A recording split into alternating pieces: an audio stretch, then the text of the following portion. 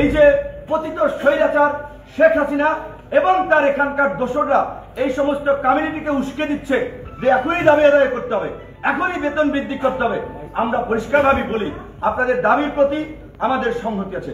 আমাদের নির্বাচনের মাধ্যমে জনগণের ম্যান্ডেট নিয়ে আমরা 5 ইয়ার্সের জন্য আমরা নেতৃত্ব দিতে চাই। সুতরাং আমরা সেই সরকারে আসবো, কিন্তু এই সরকারকে তো আমাদের সহযোগিতা করতে হবে। আর আমরা যদি ভোট, কাদের ভোট? জনগণের ভোট, জনগণের দ্বারাই কিন্তু আমাদের নির্বাচিত হতে হবে। জনগণ সমর্থন দিলে নেতা, না হলে কিন্তু পাত্তা থাকবে না। কাজেই আমরা আপনাদের দাবির প্রতি সহনশীল, কমিটেড। আপনাদের দাবি আদায় আমি আপনাদেরকে কথা দিচ্ছি, এই গণ অধিকার পরিষদ, প্রবাসী ছাত্র যুব শ্রমিক অধিকার পরিষদ, আমরা সবাই আপনাদের সাথে রাজপথে থাকবো। কিন্তু আল্লাহর হস্তে আগামী 1 মাস কোন দাবি সারা বিশ্বের প্রবাসীদের যে আবেগ অনুভূতির, তাদের এই দাবির প্রেক্ষাপটে যে আজকের এই প্রোগ্রাম, আমরা যেটা বলেছি, দলবাজ, অসৎ, দুর্নীতিবাজ কর্মকর্তাদের চাকরিচ্যুত করে পেশাদার সৎ সাহসী অফিসারদের নিয়োগ, এমবেসিগুলো এতদিন যে একটা মানে মনে হয়েছে যে তারা প্রভু আর জনগণ দাস, এই প্রভু দাসের সম্পর্ক নাই। প্রত্যেকটি এমবেসিতে একজন লেবার যাক আর একজন শিল্পপতি যাক, প্রত্যেকের জন্য একই ট্রিটমেন্ট হবে, একই বিহেভিয়ার হবে। প্রত্যেকের জন্য আপ্যায়নের ব্যবস্থা থাকতে হবে, একটা চা, একটা বিস্কিট, সবার জন্য আপ্যায়নের ব্যবস্থা থাকতে হবে। লেবার যাক আর যে যাক, প্রত্যেককে স্যার বলে অ্যাড্রেস করবেন। প্রজাতন্ত্রের সেবক তারা স্যার নয়, স্যার ওই জনগণ যাদের ভ্যাট ট্যাক্সে আপনার বেতন হয়। জনগণ আপনাদের চাকরি করে না, আপনারা জনগণের চাকরি করেন। জনগণকে স্যার বলবেন। এখন থেকে কোন সরকারি কর্মকর্তা কর্মচারীকে স্যার বলবেন না, সম্মান করে জনাব সাহেব বলতে পারেন। স্যার কিসের? স্যার আমরা বলি যারা একেবারে আমাদের শিক্ষক ছিলেন, যারা আমাদেরকে পড়িয়েছেন তাদেরকে। সরকারি কর্মকর্তা আমলাদেরকে স্যার এটা বলার দরকার নাই। আমরা যেটা বলছি, দূতাবাসগুলোতে সকলের অভিযোগ শুনতে হবে, সকলের পাশে দাঁড়াতে হবে। আজকে প্রবাসীরা যে অসহায়ের মতো ভিন দেশে যে জীবনযাপন করছে, ভয়ে এমবেসি যেতে পারছে না, দালাল ধরে এমবেসিতে যাওয়া লাগে। একটা পাসপোর্ট করার জন্য, পাসপোর্ট নবায়ন করার জন্য মাসের পর মাস ঘুরতে হয়, এর টাকা দিতে হয়, ওরে ধরতে হয়, ওর সুপারিশ নিতে হয়। এইগুলো এখন থেকে চলবে না। যেই দেশের দূতাবাস কনসুলেটের দায়িত্বে আছে, নতুন করে আপনারা ব্যবস্থা পলিসি ঠিক করে ফেলেন। পরিবর্তন তো আসবে, কিন্তু যারা অলরেডি দায়িত্বে আছেন তারা ইতিমধ্যেই আমরা অনুরোধ করব আপনারা আপনাদের কার্যক্রম শুরু করে দিন। লিটন ভাই একটা কথা বলেছিলেন, ডক্টর মোহাম্মদ ইউনূস সারা বিশ্বের সম্মানিত শিক্ষক, এন্টারপ্রেনার, তার যে সম্মান সেটা আপনারা জানেন। ডক্টর মোহাম্মদ ইউনূস বাংলাদেশের না শুধু, তিনি বিশ্ব নেতা। কাজী আমাদের লিটন ভাই যেটা বলেছেন, বাংলাদেশের মতো, আমি চ্যালেঞ্জ বলছি, আপনারা দেখান বাংলাদেশের মতো কমিউনাল হারমোনি বা সাম্প্রদায়িক সম্প্রীতি পৃথিবীর কোন দেশে নাই। ইউরোপ, আমেরিকা তো ব্ল্যাক অ্যান্ড হোয়াইটের যে আপনার বৈষম্য অনেক ক্ষেত্রে দেখেছেন। ওই যে কিছুদিন আগে আপনার জর্জ ফ্লয়েড নাজর কাকে আমেরিকাতে যে একজন কৃষ্ণাঙ্গকে মারা হলো পুলিশ, সেটার দাবিতে কি আন্দোলন হলো, পুলিশি ব্যবস্থা সংস্কার হয়ে গিয়েছিল। কাজে আমেরিকাতে এটা হচ্ছে, কিন্তু বাংলাদেশে ধর্ম, গোত্র, বর্ণের ভিত্তিতে কোন সংঘাত, সহিংসতা, কোন বিভাজন বাংলাদেশে হয় না, হবে না, ইনশাআল্লাহ এটা আমরা বলতে পারি।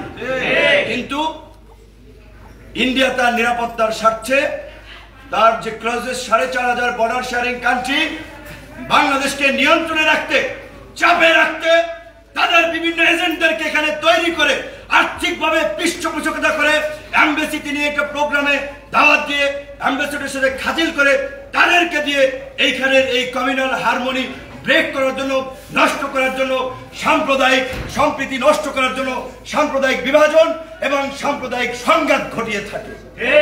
একদিকে তারা পার্বত্য চট্টগ্রামের বিচ্ছিন্নতাবাদীদেরকে অস্ত্র দিচ্ছে, ট্রেনিং দিচ্ছে, মিজোরাম, মণিপুর এই সমস্ত অঞ্চলে।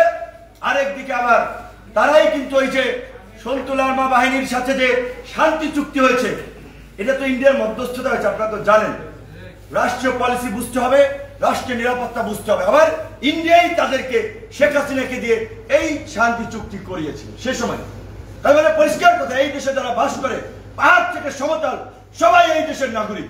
হিন্দু, বৌদ্ধ, খ্রিস্টান, আমরা আপনাদেরকে কথা দিচ্ছি, আমাদের অফিস আল্লাহর দুই তলায়। একজন মানুষ যদি ভুক্তভোগী হয় তার পাশে আমরা দাঁড়াবো, থেকে শুরু করে সমস্ত জায়গায়। কিন্তু দয়া করে দেশ অস্থিতিশীল হয়, বিদেশিরা ফায়দা নেয়, দেশের সংঘাত, সহিংসতা, নৈরাজ্য তৈরি হয়, এই রকমের কোনো কাজে কেউ সমর্থন দিয়ে না, এটা আপনাদের প্রতি আমাদের অনুরোধ থাকবে। একই সাথে এই সরকারের অন্যতম একটি কাজ হবে, এই যে গত 53 বছরে ভারতের চর এবং এজেন্টরা এই দেশের প্রত্যেকটি সেক্টরে যেভাবে ঢুকে আধিপত্য এবং দখলদারি অবস্থান তৈরি করেছে, তাদেরকে চিহ্নিত করে রাষ্ট্রদ্রোহিতার অভিযোগে বিচারের মুখোমুখি করা। ডক্টর মোহাম্মদ ইউনূস সাহেব যে কথা বলেছেন, এইটাই বাংলাদেশের রাষ্ট্রীয় পলিসি নির্ধারণ হয়ে গিয়েছে এক প্রকারের। তিনি বলেছেন বাংলাদেশকে যদি অস্থিতিশীল করা হয়, সেভেন সিস্টার্স, মিয়ানমার কোন পোর্শন স্থিতিশীল থাকবে না। পরিষ্কার কথা, টিট ফর ট্যাট, ইট্টি মারলে পাটকেলটি খেতে হবে। তুমি আমার সাথে বন্ধুত্বের সম্পর্ক স্থাপন করবা, আমরা সর্বোচ্চ আপনার তোমার জন্য করব। তুমি আমাদেরকে শত্রু ভাবাপন্ন ভাববা, আমরাও তোমাদেরকে শত্রু ভাবাপন্ন ভাববো। আজকে বাংলাদেশের এই আন্দোলনের পক্ষে কলকাতা থেকে শুরু করে পুরো ইন্ডিয়াতে ছাত্র জনতা যেভাবে বাংলাদেশের এই মানুষের পক্ষে দাঁড়িয়েছে, আজকের এই প্রোগ্রাম থেকে মমতা বন্দ্যোপাধ্যায়কে অবশ্যই আমাদেরকে সীমান্তে ঠক ঠক করে পশ্চিমবঙ্গের দরজা তাদের জন্য খোলা থাকবে। তিনি এই কথা বলে বাংলাদেশের মানুষের বন্ধুত্বের পরিচয় দিয়েছেন। ভারতের রাজনীতিবিদদের কাছ থেকে, পলিসি মেকারদের কাছ থেকে আমরা এই দৃষ্টিভঙ্গি চাই, কিন্তু গত 15 বছরে সবার কাছ থেকে সেইটা কিন্তু আমরা পাইনি। বরঞ্চ বাংলাদেশে বিরাজনীতিকরণের ক্ষেত্রে, ফাঁসিবাদ প্রতিষ্ঠায় ভারতের রাষ্ট্রীয় পলিসি ছিল শেখ হাসিনার পক্ষে, এমনকি পতিত স্বৈরাচারকেও সেই এক্সিট দেওয়ার জন্য ভারতের বিশেষ নিরাপত্তা এজেন্সি ব্ল্যাক ক্যাট এসে এখানে গুলি চালিয়েছে জনগণের উপরে, শেখ হাসিনাকে নিয়ে গেছে। কাজেই পরিষ্কার ভাবে এই যে সম্পূর্ণ আর কোন ফ্যাসিস্ট হাসিনা ফ্যাসিবাদ তৈরি না হয়, তার জন্য অনতিবিলম্বে বন্দি বিনিময় চুক্তির মাধ্যমে শেখ হাসিনাকে দেশে ফিরিয়ে এনে গণহত্যার দায়ে ফাঁসিতে ঝুলিয়ে সর্বোচ্চ শাস্তি নিশ্চিত করতে হবে। ছাত্রলীগ, যুবলীগ পরিষ্কার ভাবে এই আন্দোলনে অস্ত্র নিয়ে, রামদা নিয়ে তাণ্ডব চালিয়েছে, মানুষের বুকে গুলি চালিয়েছে, পুলিশের পোশাক পরে, সিভিল সাধারণ পোশাকে, সর্বাবস্থায় ছাত্রলীগ, যুবলীগকে স্বরাষ্ট্র মন্ত্রণালয় থেকে সন্ত্রাসী সংগঠন হিসেবে ঘোষণা দিতে হবে এবং আওয়ামী লীগের মতো কোন ফ্যাসিস্ট শক্তি যেন এই দেশে আর মাথা চাড়া দিয়ে না উঠতে পারে, তার জন্য সবাই মিলে আমরা যেটা বলেছি আগামীর বাংলাদেশ বিনির্মাণে কাজ করতে হবে। আওয়ামী লীগকে নিষিদ্ধের দাবিতে অবশ্যই রাজপথে আন্দোলন সংগ্রাম অব্যাহত রাখতে হবে। আওয়ামী লীগ প্রতি বিপ্লবের স্বপ্ন দেখছে, তাদের কাছে টাকা আছে, ওয়ার্ড পর্যায়ের নেতা থেকে শুরু করে টপ লেভেল হাজার হাজার শত শত কোটি টাকার মালিক। কাজেই বাংলাদেশের মতো একটা থার্ড ওয়ার্ল্ড করাপ্টেড কান্ট্রির দেশের লোকজন পয়সায় প্রভাবিত হয়, এটা সত্য। কাজেই তারা কিন্তু থেমে নেই। শেখ হাসিনা হিটলারকে ছাড়িয়ে গেছেন, ফিরাউনদেরকেও ছাড়িয়ে গেছেন। ফিরাউনকে হেলিকপ্টার থেকে গুলি করছিল, নমরুদকে এইভাবে মানুষ মারছে, হয়তো টুকটাক অত্যাচার করছে। তো শেখ হাসিনা ফিরাউন নমরুদকেও ছাড়িয়ে গিয়েছেন। কাজেই তিনি কিন্তু এই থেমে নাই শয়তানি বুদ্ধি নিয়ে। কাজেই আমরা পরিষ্কার ভাবে জেলা উপজেলায়, পাড়া মহল্লায় আপনাদেরকে সজাগ থাকার আহ্বান জানাচ্ছি। কোন ফ্যাসিবাদের দোসররা যদি রাজপথে নামার চেষ্টা করে, দেশকে অস্থিতিশীল করার চেষ্টা করে, ওদেরকে গণধোলাই দিয়ে থানায় পুলিশের হাতে তুলে দেবে।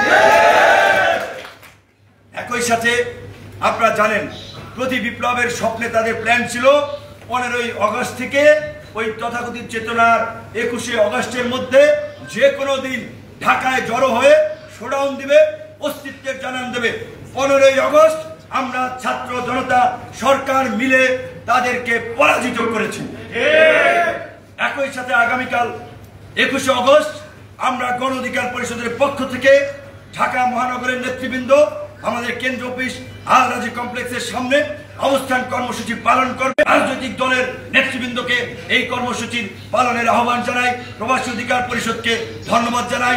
তাদের এই যৌক্তিক দাবি দেওয়া দেয় আমরা কথা বলেছি, কাজ করেছি, ভবিষ্যতেও করব। সবাই ভালো থাকবেন ইনশাআল্লাহ।